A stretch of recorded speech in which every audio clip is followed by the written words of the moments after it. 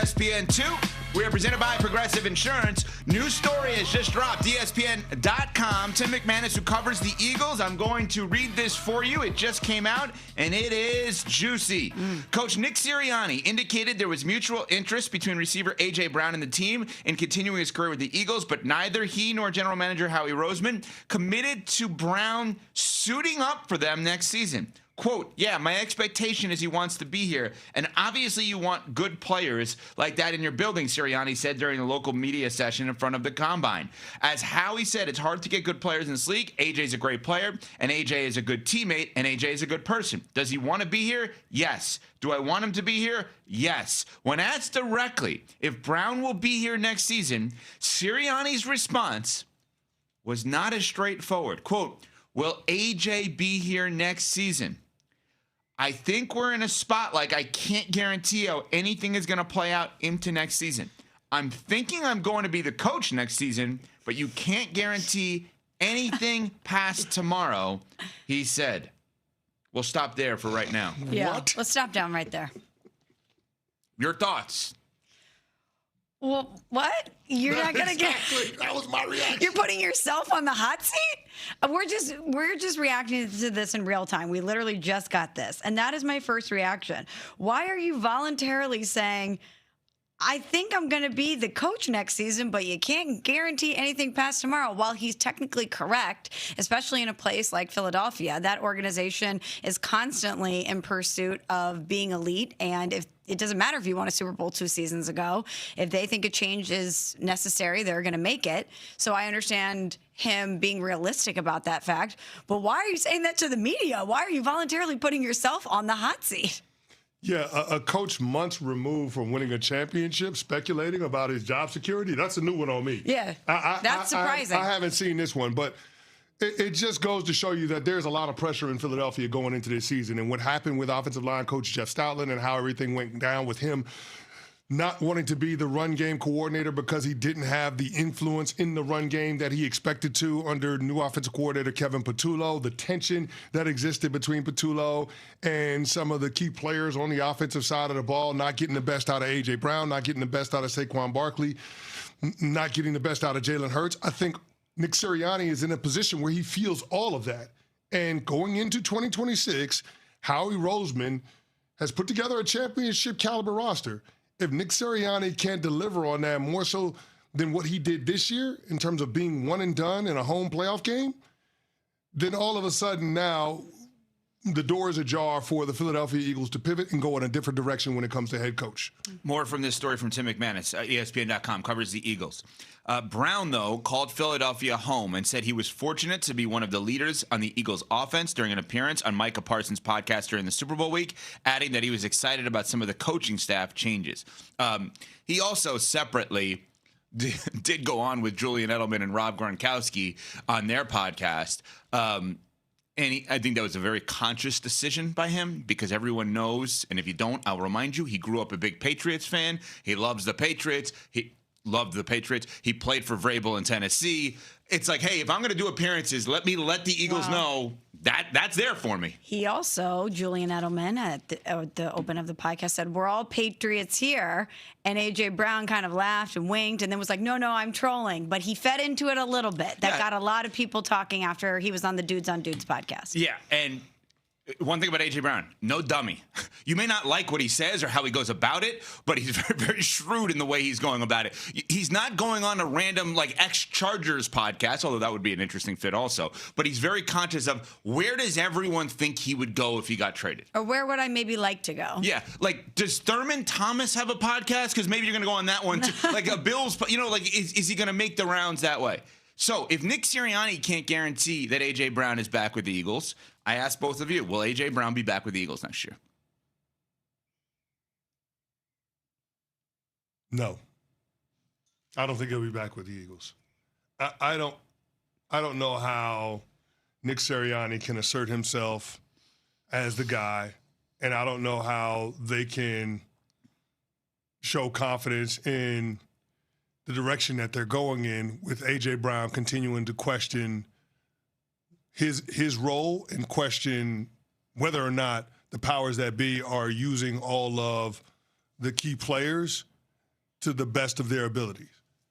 I don't think you can have a player of that caliber, one of the very best in his position, and somebody that is not shy about letting his feelings be known, publicly and privately criticizing the head coach and the offensive coordinator in the way that he did this season. I don't know that Nick Sirianni can survive that. And here's the thing, if he could wrangle this and rein A.J. Brown in, he would have done it by now. And the fact that he hasn't lets me know that he can't get a handle on it.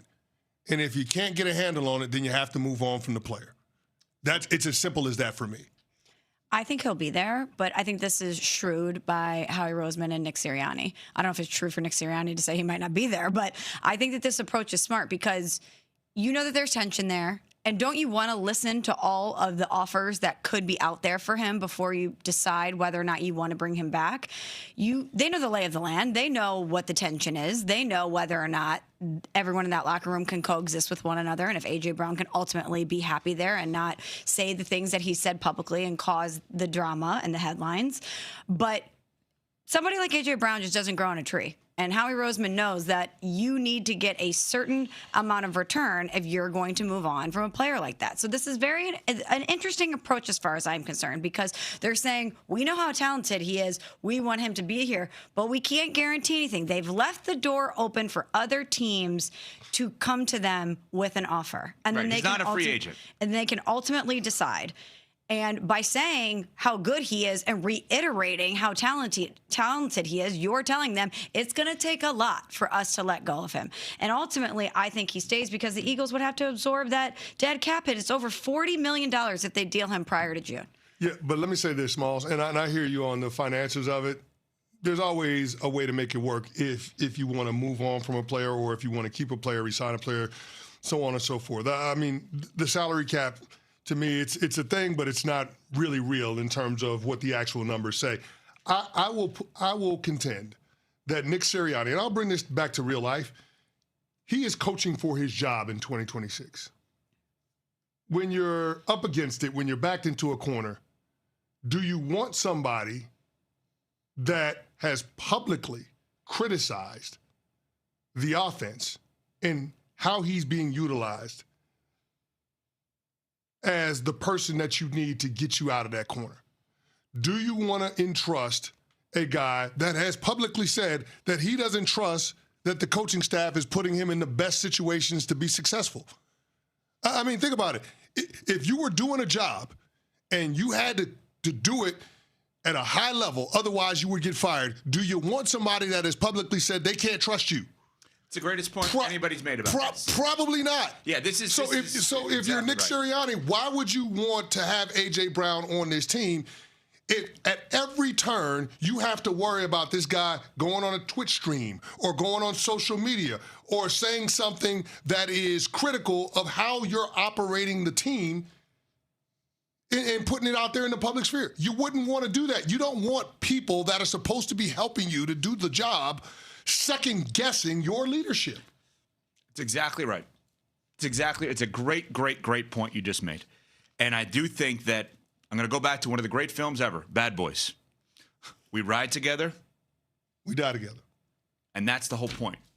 They don't ride together. No. So if you're going to die, you can't die together with somebody you're not riding with. And I think, no, I'm serious. Like, that's what it is. But were they riding together when they won the Super Bowl? No. They just happen to have success. But that's what is it necessary for them to all ride together in order for them to replicate that success? Last season told us it is. Okay. What happened last year told us it is. Smalls, I know you well enough to know that if somebody told you, hey, this is your ride or die year, if you're going to make it, you have to be great this year. I know exactly the people that if you had the choice, you would say, I need this person, that person, and this person with me, because if I'm going down with them, because I know I could trust them in that spot. And Cece's point is a great one, that Nick Sirianni, in a way, has to be a little selfish here. And he has to say here's what I would do if I'm Howie Roseman. I mean, if I'm Nick Sirianni, get me a first for him, but then use that first to get me somebody else. Okay. Counter here. He had his guys last year. He was very steadfast in his support of Kevin Patullo, and he was wrong. It did not work out. And somehow they gave him life support. But that put him in this position. Isn't that crazy? Maybe the guy who was screaming from the rooftops that it wasn't working and A.J. Brown was right. maybe he is taking a different approach this year because the way he went about it or they went about it last year did not turn out the way that they wanted it to or expected it to. I've been thinking about this since this broke 5 minutes ago. I'm glad you put so much thought into it. Yeah. Well, what did you want me to do? I didn't know that this was happening today. I'm getting the first from Buffalo, and I'm calling the Jets for Garrett Wilson, and they're saying no. I'm calling the Cardinals for Marvin Harrison Jr. Are you sure that the Jets are saying no? Okay, that's my point. Because the Jets had Garrett Wilson on the block at the trade deadline this year. All right, so then there we go. They're unloading everything. I'm fine trading A.J. Brown for a younger version, not the same player type, but the same position of A.J. Brown. No harm, no foul. That's significantly less noisy. If I have A.J. Brown out on Thursday and I have Marvin Harrison Jr. or Garrett Wilson in on Thursday night, yeah, I'm cool. We're good. I'm cool. We're good. All right, cool. Just solved the Eagles' problems. Coming up, what to watch for this week, power rankings with CeCe with the Combine coming up, and obviously now we have news around the Philadelphia Eagles. And you heard a voice that is connected to my lawn earlier this show. What? Yeah, JB Bickerstaff. If you remember our social media video where I was a lawn guy and walking around, JB Bickerstaff was sitting right next to me as I'm wheeling my True Green thing around the studio. I forgot, yes. And that is what I'm thinking about when I'm thinking about True Green. I'm thinking about my lawn, and of course,